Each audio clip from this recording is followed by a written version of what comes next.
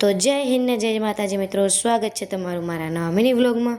આજ પણ સવારમાં હું નીકળી ગઈ હતી મારી કોલેજ જવા માટે અને આજે તો મને વહેલા બસ પણ મળી ગઈ હતી અને એ જ રીતે આજે મેં વહેલા ક્લાસમાં એન્ટ્રી પણ લઈ લીધી, તો થોડુંક આપણને આમ ગર્વ જેવું થતું હતું।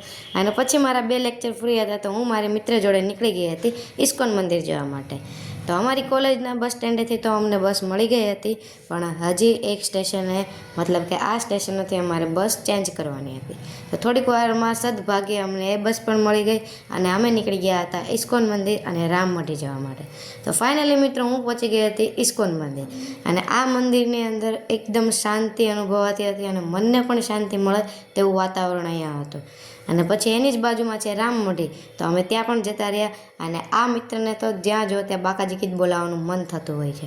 જો અહીંયા શાંતિ નથી અને પછી અમે ત્રણેય મિત્ર નીકળી ગયા હતા તાપીના કિનારે, જે એની બાજુમાં જ છે। તાપીમાં આજે પાણી ઓછું હતું એટલે અમે દાદર ઉતરીને કિનારા સુધી આવી ગયા હતા અને હવે આપણે જવાનું હતું ઘર સાઈડ। તો હું ઘર સાઈડ નીકળી ગઈ હતી, તો ઘરે આજે હતા મહેમાન, તો એની જોડે અમારે જવાનું હતું શોપિંગ કરવા। તો અમે બધા પહોંચી ગયા હતા બોમ્બે માર્કેટમાં। બોમ્બે માર્કેટની અંદર હાઈ રેન્જમાં ચોલી અને સાડીઓ જોવા મળી ગઈ હતી।